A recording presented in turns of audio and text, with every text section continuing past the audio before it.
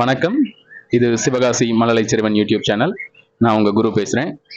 இன்னைக்கு நம்ம என்ன பார்க்கலாம்னா, சன்கனூர் பேர்டு இருக்கு பார்த்தீங்களா, அது வந்து நம்ம சிவகாசி ஊர்ல பிரீட் ஆகுது. நம்ம சிவகாசி ஊர்ல 15 பேர் வரைக்கும் வச்சு பிரீட் பண்ற ஒரு கஸ்டமர், நமக்கு ரெகுலர் கஸ்டமர். நம்மகிட்ட மட்டுமே தான் ஃபீட் வாங்குவாங்க. அவங்களுக்கு தேவையான ஃபுட் சப்ளை எல்லாமே நம்ம தான் பண்ணிட்டு இருக்கோம். அவங்களுக்கு ஸ்பெஷலா வந்து இந்த மல்டி கிரெயின்ஸ்லேயே வந்து பார்த்தீங்கன்னா பெரிய சீடு வரும், பிக் பெல்லட்னு சொல்லுவாங்க. அது வந்து நம்மகிட்ட ரெகுலரா வாங்குவாங்க. அண்ணனுக்காகவே இங்க நிறைய பேக் அப்பப்போ எடுத்து ஸ்டாக் வச்சுட்டே இருப்போம்.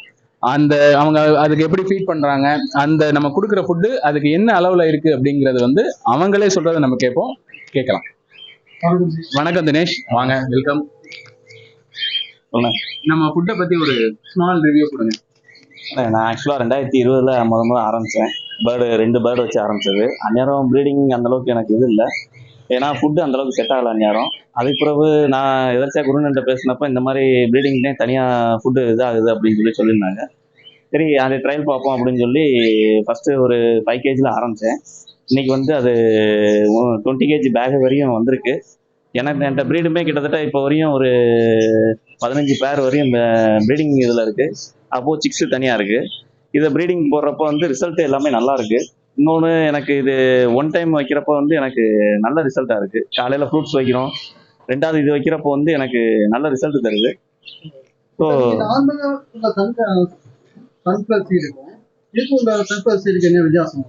இது ஆக்சுவலாக இதை பார்த்தீங்கன்னா நம்ம இம்போர்ட்டட் சீடு மாதிரி வருங்க.